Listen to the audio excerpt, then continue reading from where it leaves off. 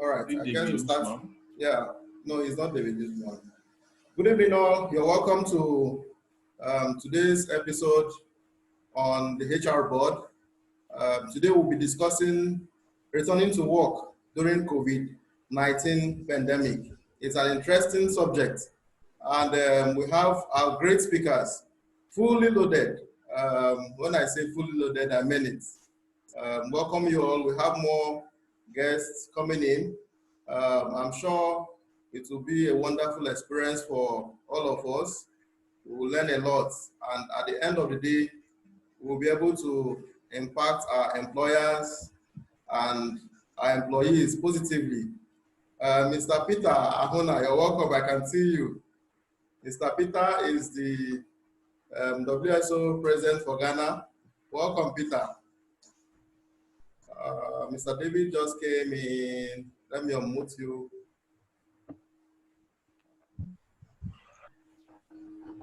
Okay. Hello, Mr. David. Can you hear me? Yes, I can hear you. Good afternoon. Welcome. I'm sorry I'm a bit late.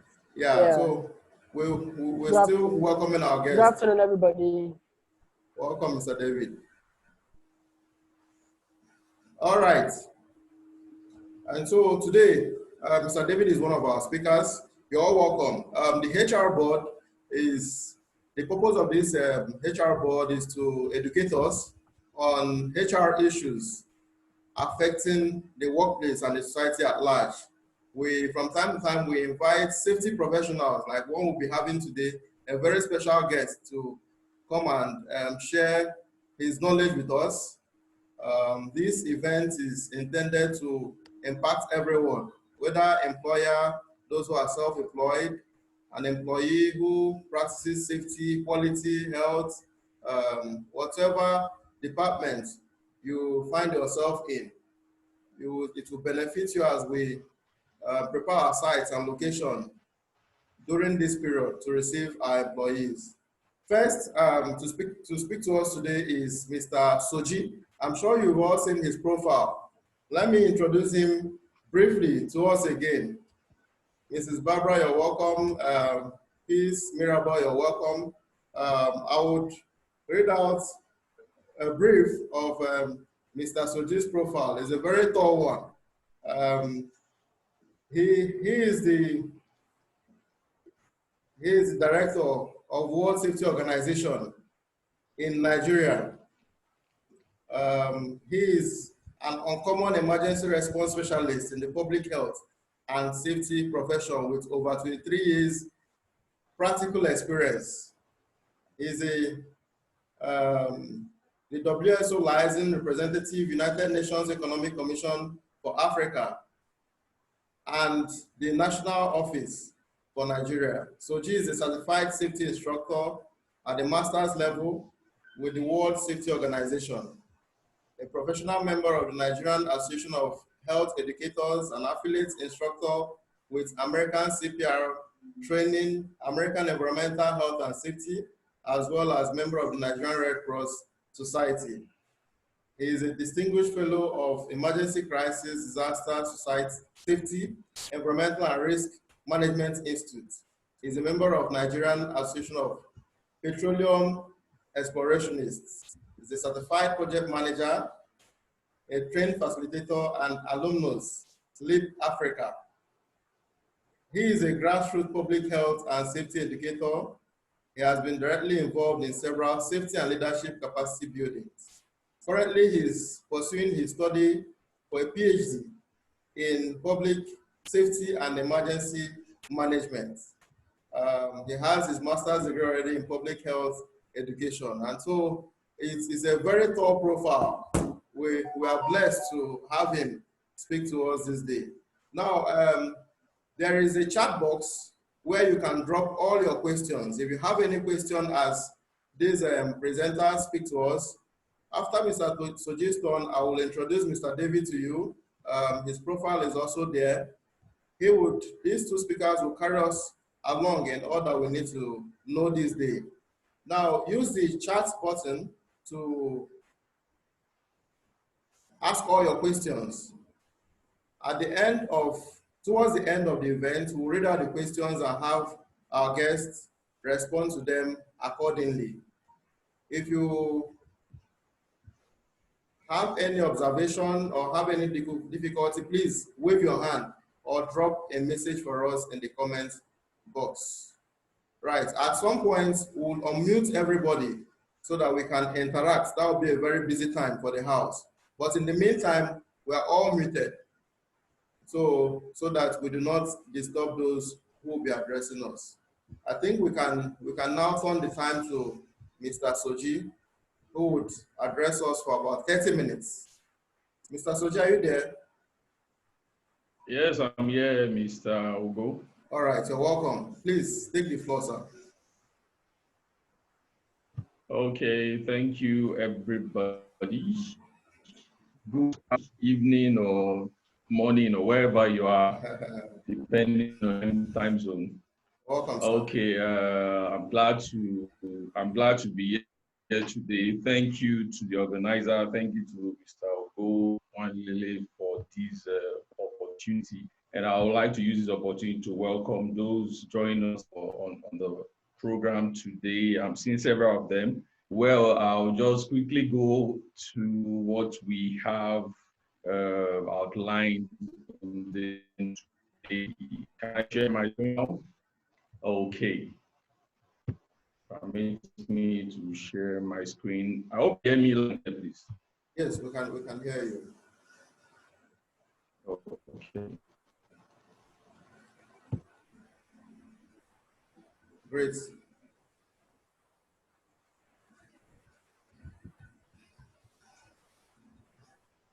Okay.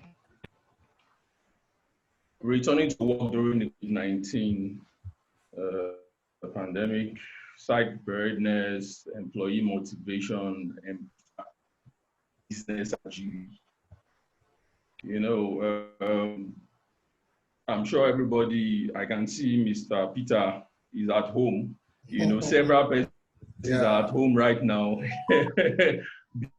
because of the pandemic. I had over 9,000, pilots currently are redundant. That means more than 40,000 workforce in the aviation industries have been, let me use a calm word, they are at home right now. That means little or no safety officers may be working right now in the aviation industry. That means engineers also have either lost their jobs or made redundant.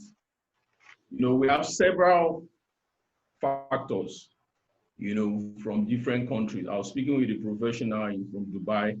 He extracted a series of challenges, even coming from almighty of Dubai. You know, they've opened up now, but there are still one or two challenges they are facing. You know, returning to work, everybody, they say, okay, you can go to the spa, you can go to everywhere, you can do that. But you still exist. And so in the midst of these challenges, we're looking at, okay, how can we, return to work and make the workplace safe and fit for those that have not been caught up. You know, about persons told me that they've been given redundancy letters, to be able to, stay at home permanently. You know, that's sad. Several people that have been caught up in the pandemic, also jobs lost, employment, either those are in employment, they are either reduced, they have reduced percentage in their wage, those that have lost loved ones. To mention a few, it's very pathetic and it's a sad moment for the world.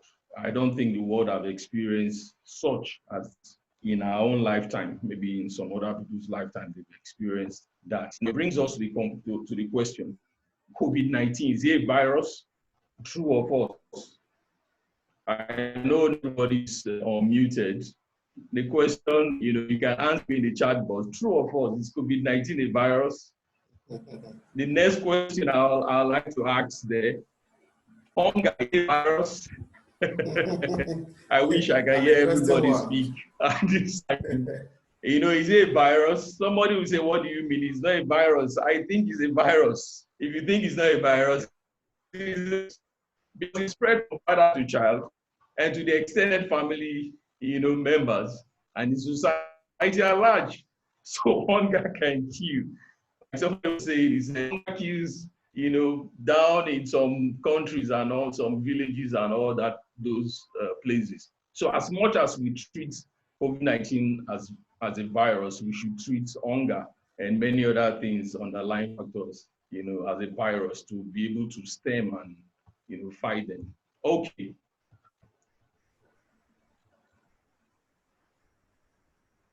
Move this, okay, somewhere. Time preparation. You must think the unthinkable. I like to use, you must think the unthinkable. As a safety professional, thinking the unthinkable only puts you ahead and makes you to foresee risk, identify hazard, and also put system in place to curb them. Now, I'm aware that we have laymen, professionals, senior professional colleagues, younger professional colleagues in, you know, and so I'll try to use a common language so that we can all have key takeaways from this event. You must assume COVID-19 is airborne. Somebody says it's not airborne, is this, is company, it's 2 meters, it's blah, blah, blah, it's blah, blah, blah. Let's assume it's airborne. Let's take the risk very high and be able to think the unthinkable and put systems in place. If we don't think like this, we may think what we have in place is sufficient. It may not be sufficient in some cases. So let's think is airborne, meaning even as you're sitting in this air, whether it's 2 meters, even so long as you're in the same environment, you're likely to get infected. And so it's airborne. This will influence all our consideration and design of facility. If we don't think like this, we may think, oh, it's just something very far. It's not close to us. It's airborne. That means if we must work their jobs or their organizations, SMEs, blah, blah, blah, multinationals that their work has been impacted right now. And so for those that are returning to work or have returned to work or are planning to return to work, just know that thank God you are returning to work, but now you must think on these lines to be able to put systems in place. Look at talking about policies, procedures, you know, of facility. Now, I'm also assuming I'm talking to those that safety officers, safety supervisors, managers, as it were, to change, you know, put things in place in your organization or in your company, as it were. You'll be able to cast things down to everybody. You have to put these things in place very likely according to the policies and procedures that we have. My side is not jumping. Without going to jumping. Okay. You know, like my teacher says, promote healthy personal habits with high visibility signage and media.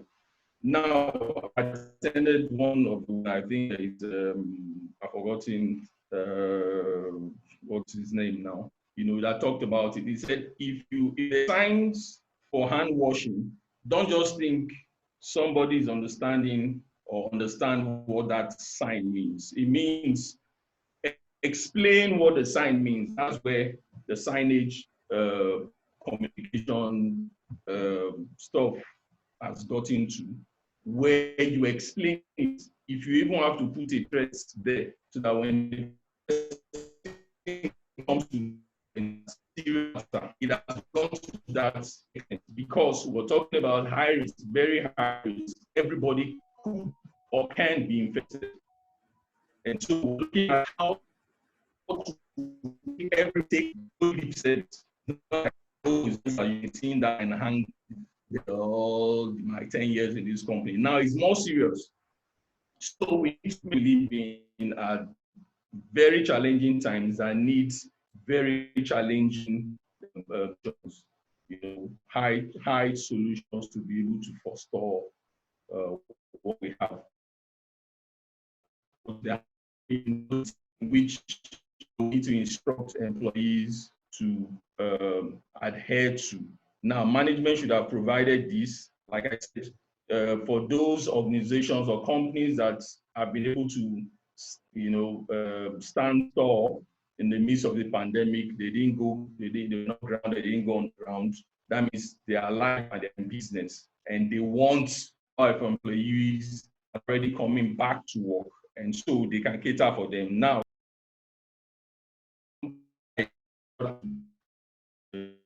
allow their employees turn over the business according. Now, looking at underside preparedness, also purchase and distribute disinfectant and personal hand sanitizers to facilitate cleanliness, ensure adequate supplies are maintained, hand sanitizers and the like. Now, we've talked about hand sanitizers. People are donating hand sanitizers. Companies are making hand sanitizers available. Even locally, it's being produced locally. Several persons are in the business of doing this right now. How can we translate this into making the workplace safer?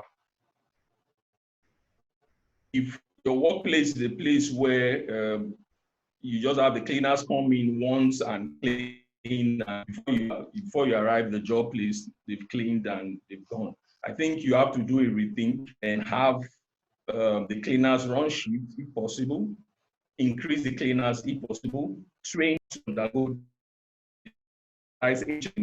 on hygiene and all this to be able to do this work well and carry it to the latter, because any default from the cleaners or from those charged with this responsibility means the entire workforce is exposed, and we don't want this in our workplace. Now, talking about ensure appropriate deep cleaning of surfaces, deep cleaning of surfaces. Now, we talked about the hand sanitizers. Remember, they have to be alcohol, based sanitizers, because alcohol has a reaction on viruses, and stem them down. And now we have another slide here, is to do the clean desk workstation policy for all employees. If you have your desks filled with box, file, everything, you have to do a change of workplace. The work patterns, everything will change, everything will shift into something that can be movable and be cleaned or disinfected at regular interval. That's why you're doing a change. If you operate in that kind of environment, you want to consider doing this. And these images are gotten from, I think I cited the sources where we got them from. The guidelines also can also be found in the Lagos State Safety Commission guidelines that they released recently. We were able to adapt some information for use. I think the presenter, the moderator, will be able to share that guideline with us so that we can also cascade them accordingly, because it's all about public health and safety right now. And so these also, you may want to also consider this, the workstation, the distance, and all that. Like a colleague of mine was telling me from Dubai also, he said before they used to use 10 buses, now they're using 20 buses. That means the cost on a particular project has increased 10 buses to 20 buses just to move employees from their house to the workplace and back. That means cost of operation has increased. If they have to house 5 persons in a facility, they have to increase the facility to house, that number of persons right now because of government regulation and social distancing. And so all that has increased costs. And so employers are looking at cutting down on cost and by downsizing and the likes. And so we want to consider that in ensuring social distancing policy from government is adhered to. And now look at the face mask, the PP, under the PP, the face masks, the face shield, you know, the hand gloves, depending on the kind of work. If it's a construction work, um, construction, oil and gas, manufacturing, in health services, different PPEs are specialized for different um,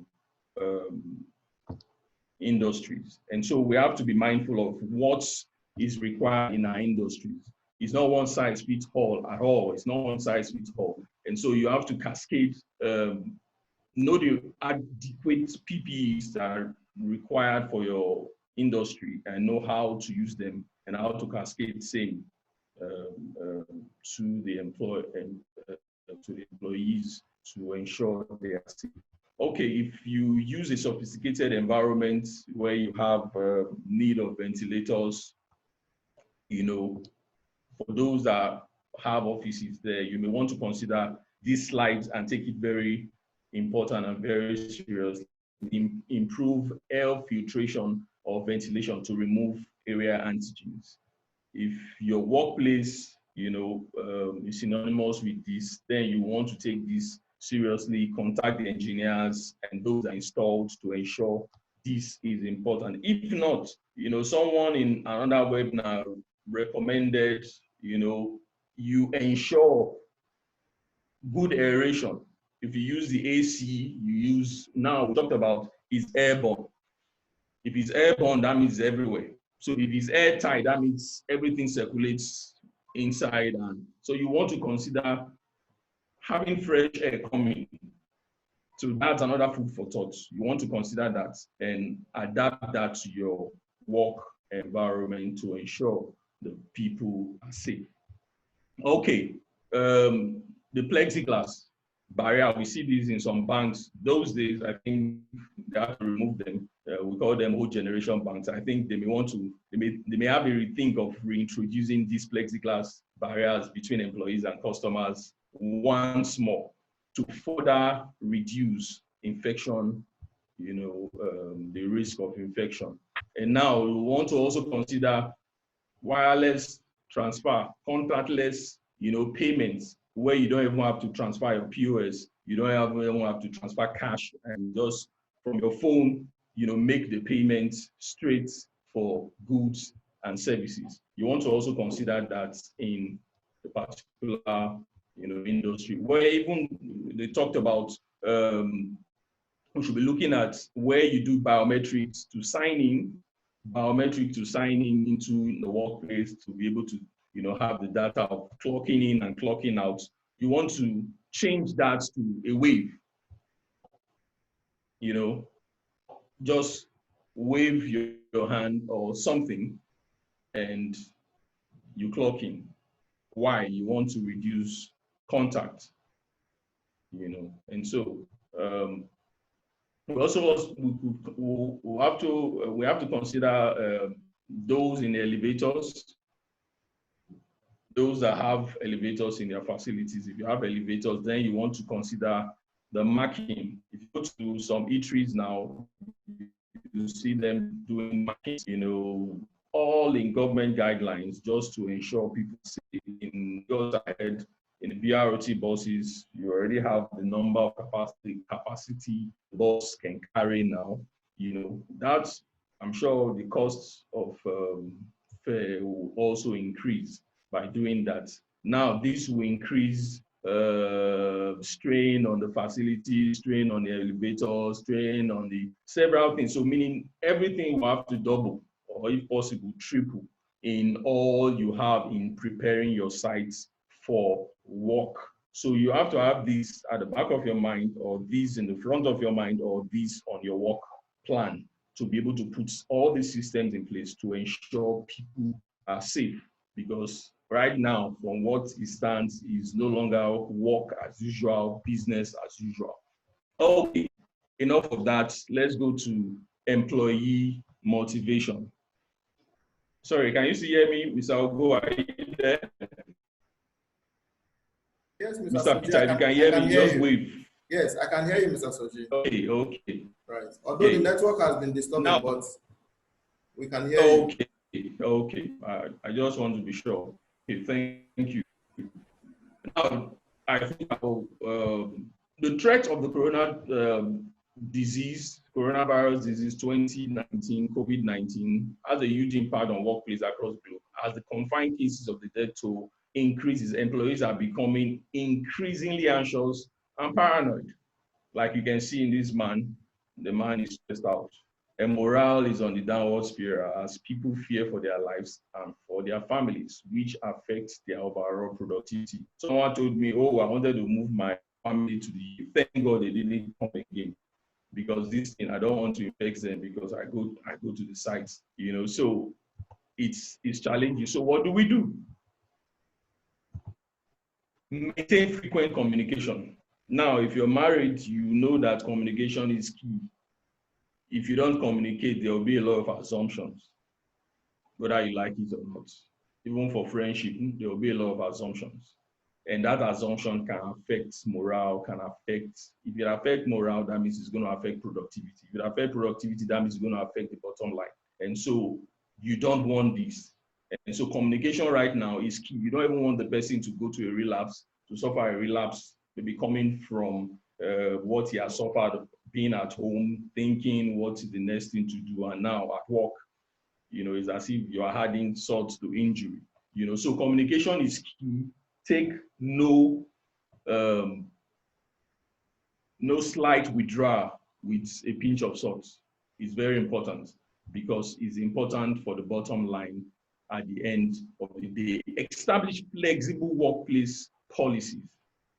The policies have to be flexible at this time. Yes, we want the bottom line to be in place, but in achieving the bottom line, protecting it very well, we have to also know that these employees that have been called back to work are important to ensuring that bottom line is kept. And so keeping their minds, keeping them in the right frame of mind to do what they're supposed to do and even think the unthinkable for the company at such a time as this is important. And so having a flexible workplace policies cannot come, better than now.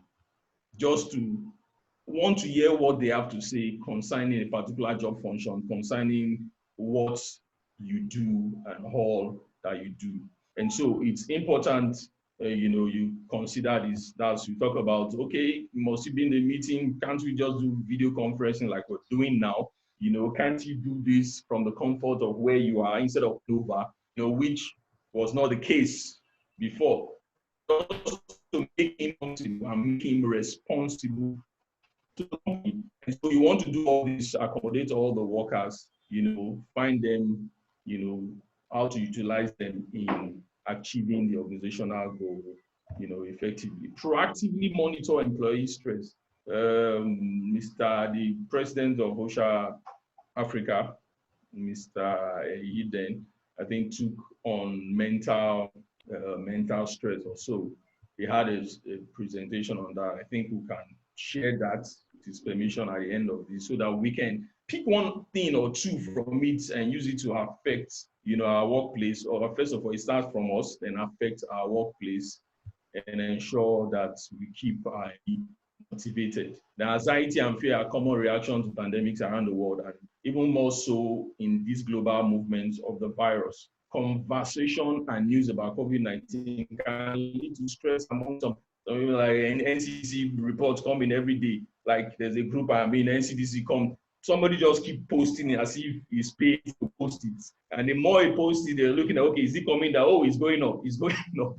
And so that alone can increase the stress factor. And so you don't want that. You want to communicate adequately to say, oh, we are doing something for you to ensure you stay safe and your family also. Celebrate and recognize.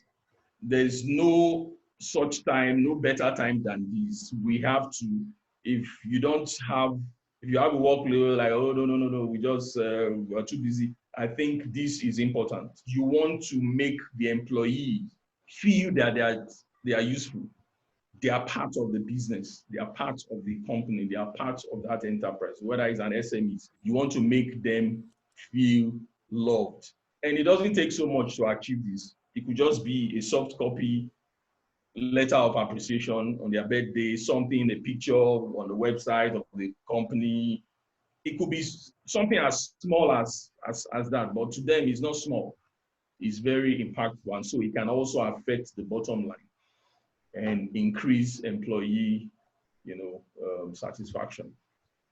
Final thought, employee motivation is one of the most effective techniques for improving productivity. The coronavirus pandemic has a huge impact on employee morale and productivity.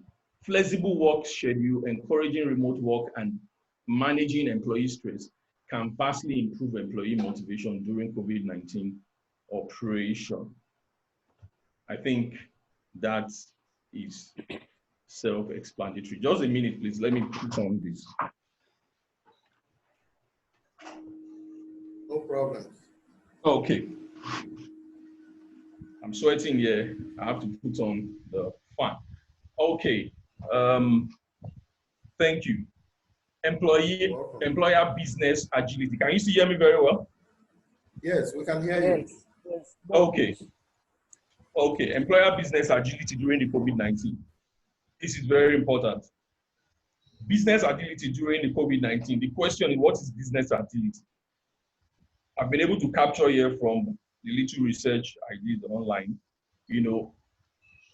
is the capability of a business to be adaptive, flexible, and creative through a changing environment. We already have changing environments, desperate times requiring desperate action, changing environments requiring desperate, action. Agile businesses respond quickly to opportunities or threats, whether internal, that means failing business operation, or external, shift in trends or competitive markets. And so, simple tips for business agility. One, be active. Now, when this pandemic started, a real life story, a particular SME had a certain amount of money, in tens of millions of naira in the account for a particular project. And now, in January, February, they were looking at how things were going and thought and said, it's better they put their money in foreign currency, the money that they wanted to use for a business venture, at least, in a couple of months to come. And so that simple idea or simple thought turned to gold. Right now, they were able to buy the dollar and euro at the price. We can't see your screen, sorry. Can you share your screen? So David, can you see his screen? I can see the screen. Yes, I can see the screen. Okay. The screen is on very well. Okay, like I was saying, the bottom line is they were able to purchase, change the naira into the foreign currency, and a couple of weeks later, up till now, we see what's happening in the forex markets. The funds or whatever has appreciated, a great deal. And right now, they look back and they are happy they did that simple, it's just a simple buying and selling, trading, and blah, blah, blah. So business agility cannot be overemphasized, or it's not a one-way traffic. It could just be from a motivated employee that would change the business. And so business owners or SMEs or company owners, CEOs, should look now, maybe HR, we're talking about HR, they should actually hire what we call the entrepreneur, not entrepreneur, intrapreneur in their businesses. People that are stakeholders, that don't go home to sleep, but they go home with the business in their mind. And so business owners also hold such people in high esteem to keep them, close to them in the business, to expand the business. And so being active, you find the silver lining between sustaining and innovating. You might need to adapt some of your products or services, be available, listen to customers, and explore new territories. Be competitive. Observe your competitors, do and get ahead of them. right now, every business wants to come online. Every business wants to remain relevant. Everybody wants to come on Zoom. Everybody wants to have the conference on Zoom. Everybody wants to, remain relevant because they want to remain competitive. And so that's part of business keeping ahead. If not, you may just go on the ground. Be resilient. The next step after business agility is safeguarding organizational resilience, the ability to recover and learn from failure and loss. Use this experience to understand your operations pros and cons and what you can improve in the future to thrive. No matter what the lesson is, there's always something to learn. No matter what the success is or the challenge is, you should put systems in place so that if at all is impacted, like records have it that somebody posted, oh, Dangote has lost 12 billion, is now 12 billion less richer. Well, the man is still moving on. And so he has put systems in place to be able to also recover from any temporary setback and, and learn from them to try. I have somebody that worked in Dangote in the textile sector in Kano. Kano had to close, textile had to close in Kano. They had to send or redeploy the staff, some very good staff, to salt in Port Harcourt and salt in Calabar. Salt had to also give way because salt was not doing as good afterwards to flour. Now they moved to Bajana. Bajana started producing cement. Now cement has gone from Bajana to Ogun State, to Lagos State, to Tanzania, to many other countries. Talking about innovation. And so he learned from the failures also. Having the right employees, having the right entrepreneurs in your business is also important. Those are the people that also join hands to turn over what we have and we celebrate today, Dangote, the richest man in Africa. A final note, the ongoing crisis is just a large-scale reminder that businesses are constantly facing changes that threatens their bottom line. Some minor, some major. Being agile, flexible, and resilient will better position you to overcome these challenges as they surface with minimal impact to your business. Thank you very much. I hope I'm on time, and I hope Thank you. Over to you. Thank you very much, Mr. Soji. In fact, I wish you can hear everybody clapping. I'm already clapping from my own end. Can we give him a round of applause? I see your hands. Thank you very much, Mr. Soji. It's been quite interesting and educating. I'm sure we've learned a lot. As we return back, we'll be able to implement most of these things in our work site. Like you said, it's not one strategy that fits all. We adopt the specifics to our industry. Thank you very much. We really appreciate. For the questions, we'll take them towards the end. Please drop your questions on the chat. Thank you very much, Mr. Soji. We will now be privileged to listen to Mr. David Oladi Pupo. He's a very interesting man. Oladi Pupo, right? Sorry about that. Oh, yeah, my wealth has multiplied. Sorry about. Welcome, Mr. David. A little about him. He's an experienced HR manager. He's been in the industry for a good number of years. He started his career as an admin. He grew to become an HR business leader, first with T Consults Nigeria Limited, and then he moved to Swift Networks Limited as the HR manager. I'm sure most of us know Swift. And then from Swift, he moved to Zacom Systems Nigeria Limited. Mr. David, we're here to tap out of your years of experience, and we want to go back, implementing all you share with us this day. Thank you very much in advance. Please take the floor. Thank you very much, Mr. Ugo. So I want to start by saying that when I was in Swift, I was not the HR manager. Okay. I was the assistant HR manager then. Okay. So in case my boss is on this, in case my former boss is here, so I won't think I'm okay. So I want to start by recognizing Mr. Soji. He has really dealt with the topic, and so I have little to say just to add to what he has said.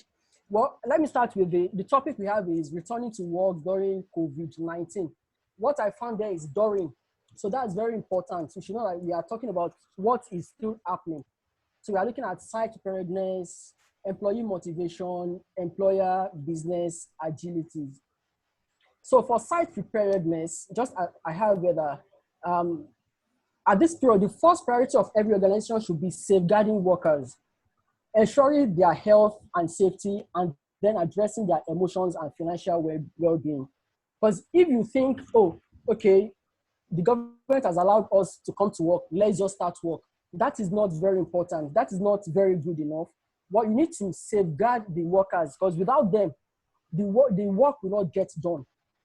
Mr. Soji has dealt much on this, so let me just pick my points and move to employee motivation and business agility.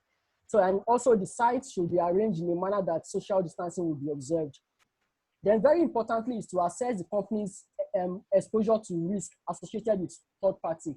So if you assess the risk here, then you'll be able to know whether, okay, we are open to risk in this area, we're open to risk in this area. So what can we do to prevent this risk?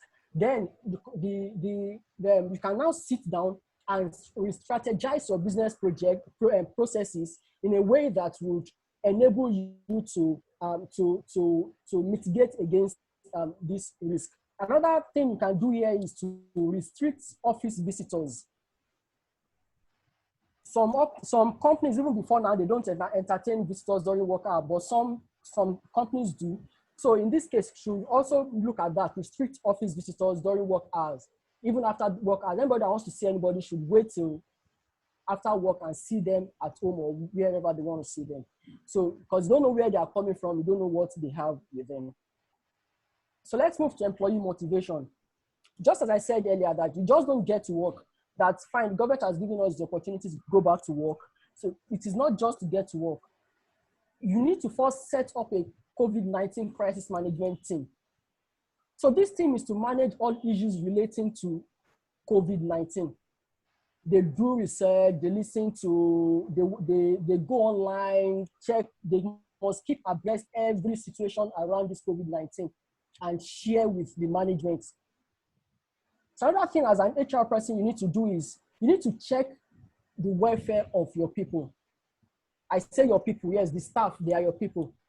So the welfare is very important to you because a healthy worker would be a productive worker. So you need to check on them, especially those, what I had here, that don't just get to work. Take time to check on the welfare of your staff members. This will register in their minds that as much as you need them to get work done, you as well care about them. This is on its own, its motivation. So ask them how they cope with life during the lockdown, especially those who were not working from home and you barely heard from. So ask them what happened. How did they live? How were they able to survive? Then check for mortality. I have a question here. Have you ever thought about the fact that some of those reported to have lost their lives to COVID-19 are employees of some organizations, and some are employers of some of labors? So you should, if you have such people among you in your organization, maybe you have lost one or two people, take time to visit their family, and very importantly, what any benefit that is accrued to them, try to pass it on in good time to their next of kin or whoever is in that position to collect such. This would give the employees that you still have, it will motivate them that, oh, this is a company that is that has the interest of the employees at heart, not just work. So you need to check. And also, some people, fine, you have your staff complete, but some people, probably some of their people have lost their lives to COVID-19, or some are infected. Ask all these questions, check. This will give them a sense of belonging to the organization. When somebody is motivated, it will naturally give his or her best to the organization. Another thing is, you need to educate your staff. The fact is, because I still speak with people, and I don't know if any of us have this experience too. Some people still would not believe that this virus exists.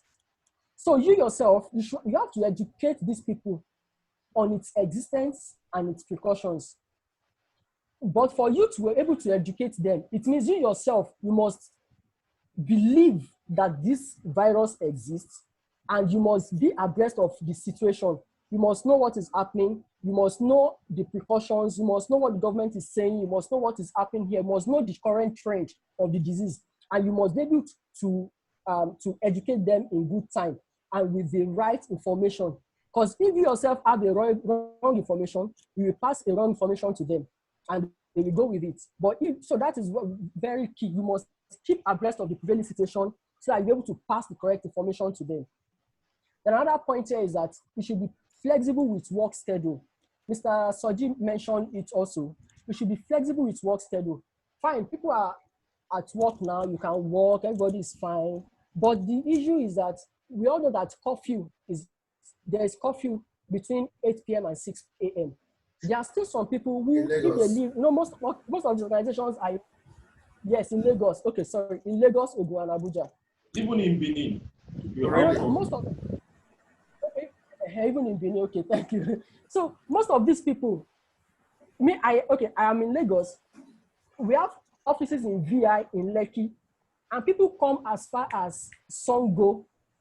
When I was in Swift, one of my staff, our procurement guy, he lives in Songo, inside Ijoko. So I was wondering, God, that is what the country is all about. So my point here is that the government has said work between 9 a.m. and 3 p.m. If you know that there are some people, part of your staff, even when they leave office by 3, they will not get home before 8 p.m. when the curfew will start. Leave them, let them go maybe between 1 and 2, but just let them go in a time that they will be able to get home in good time, that the curfew will not catch up with them. And if it's possible for them to work from home, it's even better for you and it's better for them. Employee motivation continue. Yes, I want to draw a bit on this outsourced staff. Some organizations say, okay, let me read from here. That if you have outsourced staff, especially cleaners and security guards, to an organization that has resumed office, ensure they have access to and all this. So there are some organizations that have a contract that, okay, this is an outsourcing company. We give you a staff, give you our cleaners, we buy all they need, the broom, the disinfectants, everything we buy for them to use, and you pay us. Some have a contract that, okay, we give you the cleaner, but you provide all they need. So that's what I mean by based on the contract between the two organizations. So it will be demoralizing and demotivating to see the staff, the company staff being protected and they being left without protection or having for themselves. Let me explain a bit on this. Okay, some organizations, when they have this outsourced staff, especially cleaners and securities, they pay them monthly based on the services rendered for that month. Now, companies have been home for about a month, over a month. It means some companies will not pay those guys, those cleaners, for that month. One, they are not their permanent staff. Two, they did not render service to them, so they will not pay them. So you, as an outsourcing company, I don't know, and some outsourcing company also, they depend on what they get from the company where those staffs are outsourced to pay those people at that same month.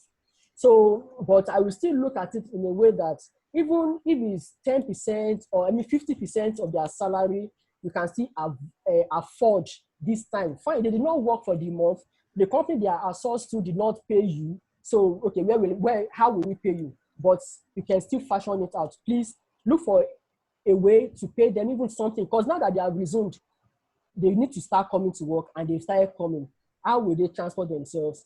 How will they feed? How will they do all these things? So so it means you have to provide for them. Also, for the issue of protective equipment, the face mask, sanitizers, please make it available to them. We should not assume that, oh, the company they are working for will provide for them. Let's have a clear understanding. Look, who is providing this, who is not providing this, so that those guys also will be protected. Don't let them see themselves as second-base citizens. Then here I have it that you can speak to the boss. You know, in a case where the boss feels he or she is no longer financially capable of keeping the entire staff, you can give professional advice to the boss as HR person. Explore other measures to staff to ensure the staff members are not disengaged. Disengagement should be the last unavoidable result. That should be even you yourself will have seen that there is nothing else we can do than to lay off some people. Then that is where you should look at disengagement. You can suggest follow-ups, negotiate with them. Even you can negotiate with the staff to, okay, let us pay these people part payments, with the assurance that when the business picks up, or maybe in another 3, 4, 5 months, we pay them the balance. Even, okay, we're not even to be able to pay the balance at once, but in bits, but we ensure that we are not owing you. So that's another way of keeping making the employees motivated. They would feel and take ownership of the company and the work they are doing themselves, because they will look at it as, these people really have us in mind. They don't want us to lose our jobs. They want us to keep on here. Then whatever decision you are taking, you must have due process. Be procedural in any decision. As HR, one key thing about HR that you should know is process and procedure is very key. So it must be procedural in any decision you are taking. You don't take erratic decisions at this time, because if you take erratic decisions now, it can bite you or burn your fingers in the future. Now, employer business agility. Because of time, I will just quickly run through this also. Agile is the ability to quickly respond, shift, or change position. Okay, I'm a football fan, and I'm sure most of us too are football fans. We already know what agile means. Yeah, like a goalkeeper, you see some goalkeepers making multiple saves at the same time. Jump here, jump here, jump here. That's reflex. They are very agile. They can respond quickly to change. That is just what agile is all about.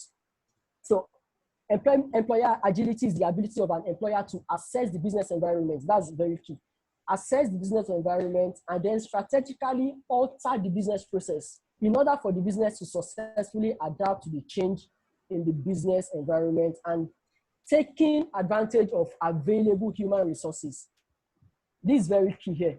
It's not because you are changing or altering your process, then you have to lay off your staff. No. Look at how the present staff will still fit in to the changes you are making to the organization.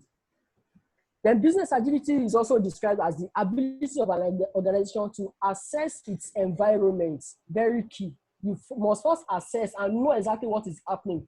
Don't just say, okay, because now everybody wants to go online, everyone wants to go online, wants to use Zoom, they want to do this, you are just doing. No, you must first study the environment, know what is good for your kind of business. So it is decided to assess its environment and creatively and accurately respond and adapt to changes in the business environment. Agile business responds quickly to opportunity and threats, whether internal or external. So as an agile business, what are you supposed to be doing as an agile business? You must be able to work at the speed of the consumer. New customer buying habits and expectations are being created right now. That's very true. As we are now, new buying habits are being created. Some people are now they are critically analyzing what they need. I'm not just buying anything. So the businesses that are analyzing and these emerging trends and modeling out long-term implications will adjust faster to industry and the global economy's new normal. Because if you believe that after this COVID, we will still go back to business as usual, then you and your business, you are going down the drain. There will be a new normal. So you must be able to look ahead to the new normal and plan for it. Then you must have a globalized market mindset. What do I mean? You have to extend your product coverage, recreate and package your product to be useful and available to more people than the present coverage. Assuming you are in the clothing line, you just make maybe clothes, outfits for guys. You can now think of it that, oh, let me add female to it. You are extending your product coverage. Because definitely now, after the COVID, even now, people are spending more on food items than clothes. Even clothes now, where are they wearing the clothes to? No social gathering, no church, no religious gathering. So where are they wearing the clothes to? So definitely, if you've been producing guys' outfits and you are selling on 1,000 pieces in a month, now and after, you'll be selling maybe 500 pieces in a month. But if you bring in, then you now be looking at, oh, I'm now 50% down my revenue.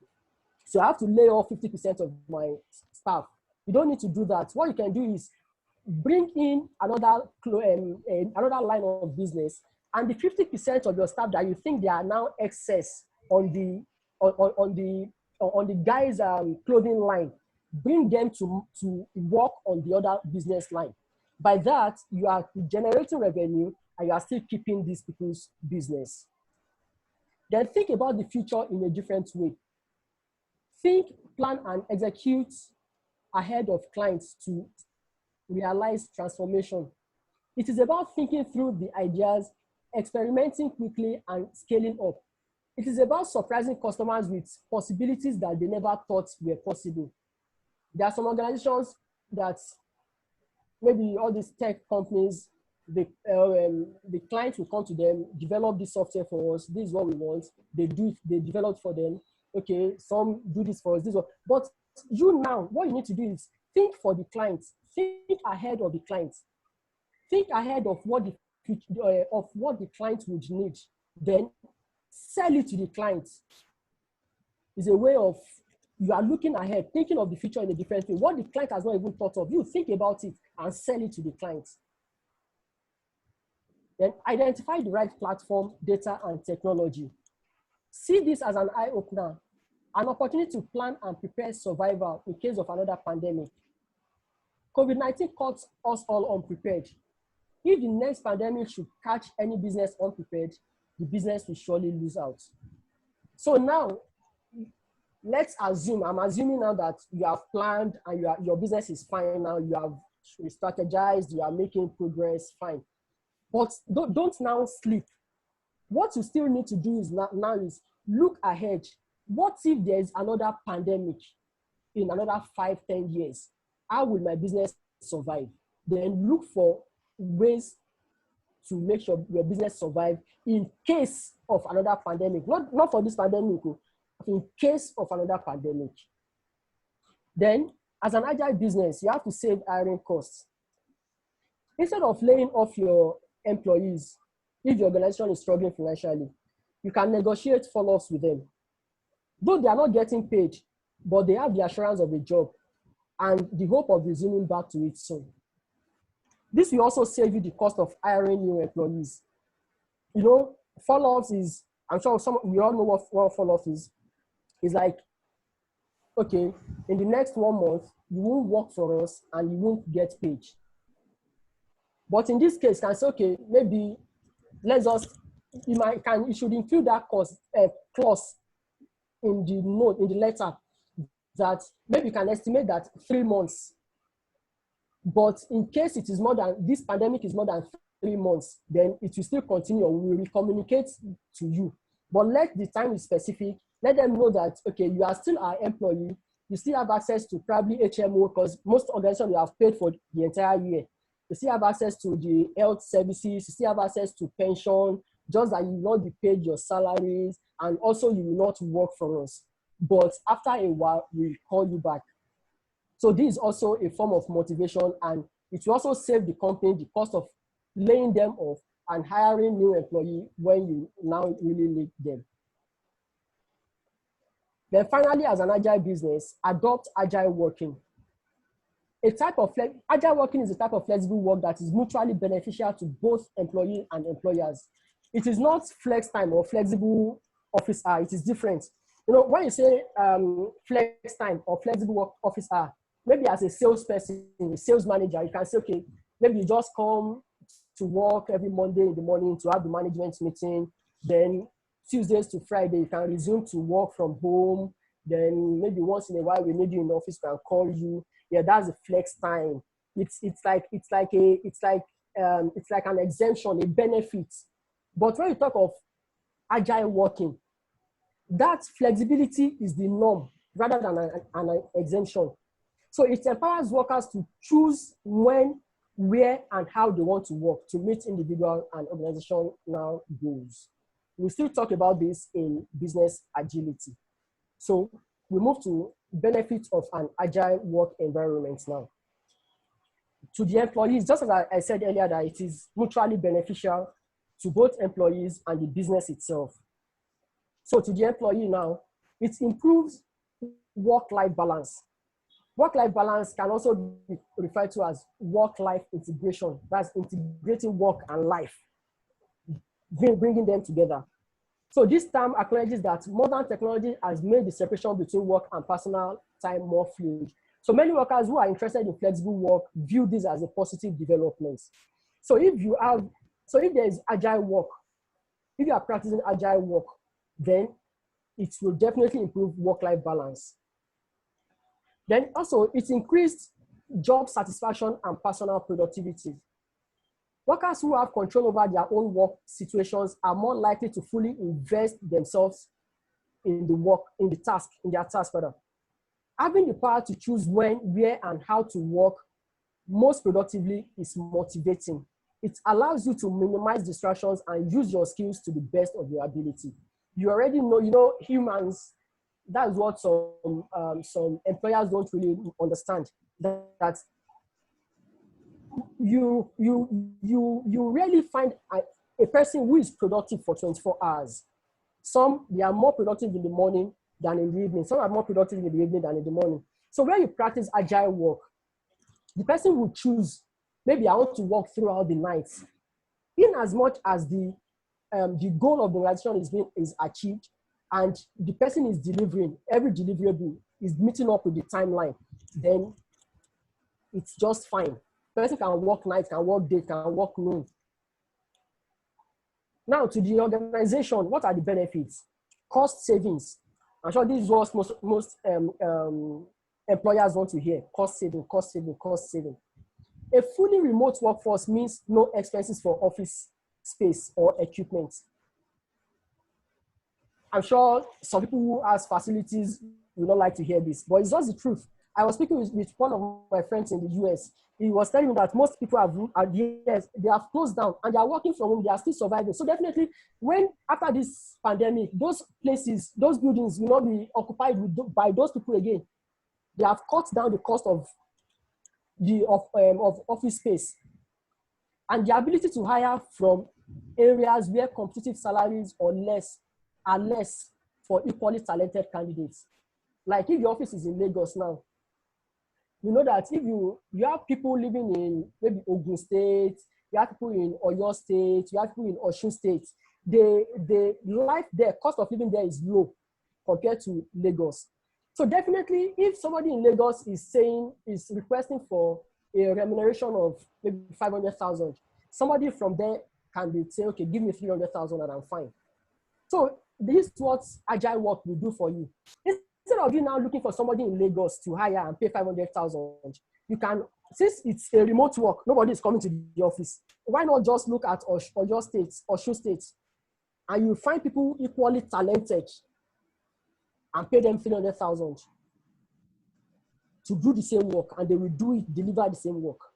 So this is what agile work environment will do for you. And you also say that some employees will even be willing to take a pay cut of like up to 10% if they will be permitted to work from home, because it saves them stress, it saves them cost of transportation and the likes. Also, you have an opportunity to unlimited talent pool.